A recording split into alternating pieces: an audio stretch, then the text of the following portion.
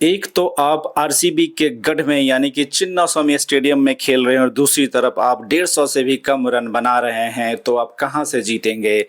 चिन्नास्वामी में जहां 200 250 रन भी सेफ नहीं है, वहीं लखनऊ ने मात्र 146 रन बनाए, वो भी आरसीबी के सामने। उनके होम कंडीशंस में जहां जो ग्राउंड है काफ़ी छोटा है, चौका छक्का बहुत आसानी से लगता है। तो आज के ज़माने में जहां 250 रन भी सेफ नहीं होता है किसी भी ग्राउंड पे भारत में, वहीं चिन्नास्वामी में तो खासकर सेफ नहीं होता। बैटिंग पैराडाइज बोला जाता है चिन्नास्वामी को। और आरसीबी के धुरंधर के सामने एलएसजी ने बहुत ही कम रन दिए, तो इसीलिए बहुत आसान जीत रही आरसीबी के लिए। 5 विकेट से जीत गए, काफ़ी आसान तरीके से 16वें ओवर के शुरुआत में ही जीत गए। वहीं कोहली ने फिर से अपना एक्सपीरियंस दिखाया और 49 रन बनाए। उनके लिए मायने नहीं रखता वे 50 रन बनाए ना बनाए, बस वो टीम के जीत के लिए कंट्रीब्यूट करना चाहते हैं, जो कर भी रहे हैं। लगभग 8,500-9 हज़ार रन अभी तक बना चुके हैं वे आईपीएल में। और ख़ास बात यह है कि वे सिर्फ एक फ्रेंचाइजी के लिए लगातार 18 साल से खेलते आ रहे हैं, तो कुछ तो खास बात होगी विराट कोहली में। इसीलिए तो वे आईपीएल के वन ऑफ द ग्रेट्स में भी उनका नाम शुमार है। वहीं एलएसजी के लिए कुछ भी अच्छा नहीं हो रहा है। पिछले साल की तरह इस बार भी ऋषभ पंत से काफ़ी सारी उम्मीदें हैं, लेकिन फिर से वो उम्मीदों पे खरे नहीं उतर पा रहे हैं। 27 करोड़ के उस बोझ से वे अभी भी दबे हुए हैं। पिछले साल भी कुछ खास नहीं कर पाए, इस साल भी कुछ खास नहीं कर पा रहे हैं। टीम लगभग पिछले साल जैसे ही परफॉर्म कर रही है। चांसेस बहुत कम है उनके क्वालिफाई करने के, क्योंकि जो उनकी बैटिंग यूनिट है कभी कंसिस्टेंट नहीं रह रहे हैं। कभी ओपनर चलते हैं तो टॉप ऑर्डर नहीं चलते, मिडिल ऑर्डर नहीं चलते, लोअर ऑर्डर नहीं चलते। आज निकोलस पूरन नहीं चले, ऋषभ पंत तो चल ही नहीं रहे हैं। वहीं बडोनी चलते हैं अक्सर, पिछले साल भी अच्छा स्कोर किए थे, लेकिन अकेले उनके स्कोर करने से नहीं होगा, क्योंकि पूरी टीम, खासकर जब आप आरसीबी के अगेंस्ट खेल रहे हैं तो आपको पूरी टीम का जोड़ लगाना होगा, तो ही आप उनको मुकाबला कर पाएंगे। क्योंकि वैसे भी पूरी टीम आपकी फॉर्म में नहीं है। बॉलिंग डिपार्टमेंट में भी मोहम्मद शमी के आने से एक्सपीरियंस तो है, लेकिन वो विकेट नहीं ले पाई। दिग्वेश राठी का जादू उतना नहीं चल रहा है जितना लास्ट ईयर उनका चला था। शायद वो भी वरुण चक्रवर्ती की जगह उनके बॉलिंग को भी रीड कर लिया गया, डिकोड कर लिया गया है, क्योंकि ये लोग कहीं ना कहीं थोड़े से मिस्ट्री बॉलर हैं। मिस्ट्री बॉलर का एक प्रॉब्लम होता है कि अगर आपको डिकोड कर लिया गया बॉस, तो फिर आपका इफेक्टिवनेस बहुत कम हो जाता है, फिर आपके पास ज़्यादा विकल्प नहीं होता है। वही हो रहा है दिग्वेश राठी के साथ। वहीं पे आवेश खान है टीम में, काफ़ी एक्सपीरियंस है उनके पास, लेकिन जिस तरीके से एलएसजी की बैटिंग यूनिट एक साथ क्लिक नहीं कर रही है, वही प्रॉब्लम उनके बॉलिंग यूनिट के साथ हो रहा है। इसीलिए सफलता हाथ नहीं लग रही, इसलिए पॉइंट टेबल पे अभी भी वे 7वें स्थान पे हैं। वहीं आरसीबी 5 मैचों में से 4 मैच जीत करके अंक तालिका में टॉप पोजीशन पे है और एक चैंपियन टीम की तरह खेल रही है। लग रहा है कि आरसीबी पूरी तैयारी कर रही है कि दूसरी बार लगातार कप उठाने की तैयारी उनकी हो रही है। तभी तो उनके कप्तान, जो ज़्यादा पुराने नहीं हैं, कप्तानी का उतना एक्सपीरियंस नहीं है, लेकिन देखिए उनका फॉर्म और जो कॉन्फिडेंस दिखा रहे हैं, वह लग नहीं रहा है कि इतने नए कप्तान हैं वे, क्योंकि उनके पास बैकिंग है, एक्सपीरियंस है विराट कोहली का।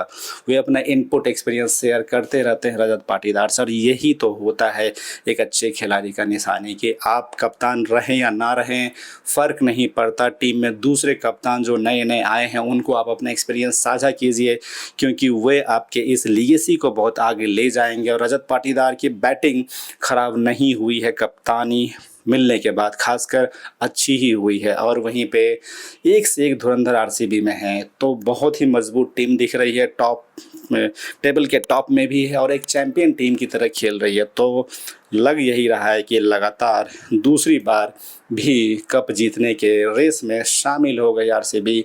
उस तरह से वो खेल भी रही है। आज आरसीबी की बैटिंग से ज़्यादा उनकी बॉलिंग की तारीफ होनी चाहिए, क्योंकि तू ही तो 150 रन के अंदर उन्होंने रोक दिया एलएसजी को। भुवनेश कुमार का एक्सपीरियंस, ह्यूज एक्सपीरियंस उनके पास, और काफ़ी कंपोज्ड कूल बॉलर हैं। उन्होंने 3 ज़बरदस्त विकेट लिए। हेजलवुड काफ़ी किफ़ायती रही, इसलिए उन्हें मैन ऑफ द मैच भी दिया गया।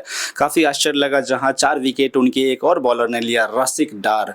काफ़ी 4 विकेट लेने के बावजूद भी man of the match Hazlewood को दिया गया, शायद इसलिए क्योंकि जो विकेट्स का जो डिस्ट्रीब्यूशन कंपटीशन था वो सभी बॉलर्स में हो गया, तो देखा गया कि सबसे कम रन किन्होंने दिया, किन्ने प्रेशर ज़्यादा बनाया, तो हेज़लवुड ने ज़्यादा अच्छी गेंदबाजी की जहां तक उनकी इकनॉमी का सवाल है, शायद इसीलिए उन्हें मैन ऑफ द मैच चुना गया। लेकिन आरसीबी के जो जीत में आगे भी जो पिछले साल भी उनके गेंदबाजी का बहुत बड़ा योगदान रहा, वही इस साल भी दिख रहा है। कुणाल पांड्या भी ज़बरदस्त अपने आप को निखारे हैं, इनोवेटिव तरीके से अपनी बॉलिंग में नए नए वेरिएशंस ला रहे हैं, कभी फास्टर, कभी स्लोअर, कभी एक्शन में थोड़ा सा चेंज लाकर बैट्समैन को वो कभी भी सेटल नहीं होने दे रहे हैं। यही हर कुणाल पांड्या एक नए तरीके से आए हैं पिछले साल से, इसीलिए आरसीबी को एक नई जान मिल गई है उनके बॉलिंग से। कहने को तो वो स्पिनर हैं, लेकिन कोई भी बल्लेबाज उनको एज ए स्पिनर नहीं खेल सकता है, क्योंकि कभी भी वो बाउंसर भी कर देते हैं, और ये एक नई बात निकल कर आई है। वहीं सुरेश शर्मा उतने इफेक्टिव नहीं दिख रहे हैं, लेकिन एज ए वेरिएशन के तौर पे, सपोर्ट के तौर पे कुणाल पांड्या का अच्छा सपोर्ट दे रहे हैं, तो उनकी थोड़ी बहुत कमी छुप जा रही है, क्योंकि हेज़लवुड जैसे दिग्गज हैं, भुवनेश कुमार जैसे एक्सपीरियंस प्लेयर हैं, और खुद कुणाल पांड्या हैं, तो फिर इतने अच्छे अच्छे बॉलर जब हैं, आरसीबी की बैटिंग तो कहने लायक है क्या। जहाँ सॉल्ट हैं, वहीं विराट कोहली हैं, वहीं सब एक से एक धुरंधर हैं, तो फिर आरसीबी के लिए चांसेस बहुत ज़्यादा बढ़ जाते हैं। खासकर यही हाल होता था जब चेन्नई या मुंबई लगातार कप जीता करती थी, तो उनके बैटिंग और बॉलिंग दोनों ही बैलेंस हुआ करते थे। वही हाल अब आरसीबी का लग रहा है। बहुत सालों बाद ऐसी टीम बनी है। टीम तो उनकी अच्छी होती थी पहले भी, एक से एक धुरंधर, एबी डिविलियर्स रहते थे, क्रिस गेल रहते थे, कभी अनिल कुंबले, राहुल द्रविड़ उनके टीम में थे, जैक स्कैलिस भी थे एक समय में, लेकिन टीम कप नहीं जीत पाती थी। लेकिन अब उनका कॉम्बिनेशन भी बना है, बहुत बढ़िया बना है, और खासकर कैप्टन जो है उनका पूरा लो प्रोफाइल है। पहले कैप्टन थोड़े हाई प्रोफाइल होते थे, विराट कोहली या भी डिविलियर्स, तो थोड़ा लग रहा है कि उन पर थोड़ा प्रेशर आ जाता था। लेकिन जब से उन्होंने कैप्टनसी दिया है रजत पाटीदार को, तो सभी खुलकर खेल रहे हैं। रजत पाटीदार भी खुद प्रेशर नहीं ले रहे हैं, और जो स्टार प्लेयर उनके टीम में है उनके पे तो प्रेशर बिल्कुल भी हट गया है, जिस कारण से आरसीबी अपना बेस्ट दे पा रही है। इसीलिए वे फिलहाल इस साल भी कप जीतने के रेस में सबसे आगे दिख रही है, क्योंकि परफॉर्मेंस भी उनका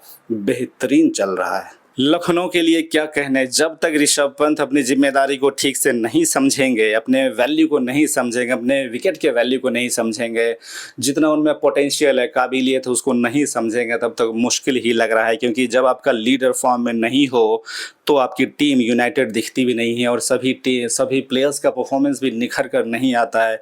कहा भी जाता है जब तक कैप्टन आपको आगे से लीड ना करे तब तक पूरी टीम में वो जान नहीं दिखती है। वही हो रहा है।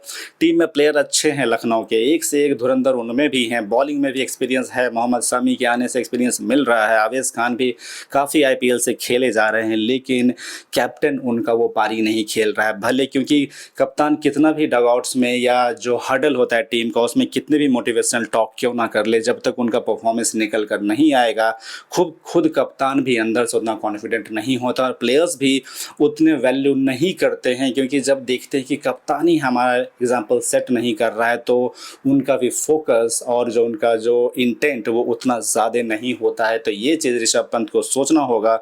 इंडिया प्लेयर हैं, स्टार प्लेयर हैं, टेस्ट मैच का उन्होंने बेस्ट प्लेयर हैं, और टेस्ट मैच में भी वे काफ़ी फास्ट खेलते हैं, तो फिर T20I में उनको क्या हो जाता है। अपने जो विकेट का वैल्यू को समझना होगा। उनके पास पोटेंशियल, टैलेंट, स्किल्स की कोई कमी नहीं है, बस कमी है तो उनके मेंटल एस्पेक्ट की, टेम्परामेंट की, किस तरीके से वो एग्जीक्यूट करते हैं अपने शॉट्स को, अपने पोटेंशियल को जितना जल्द वो समझेंगे, एग्जीक्यूट करेंगे, उतना ही जल्द LSG का भला होगा। नहीं तो पिछली साल की तरह ही फिर से LSG क्वालिफाई नहीं कर पाएगी।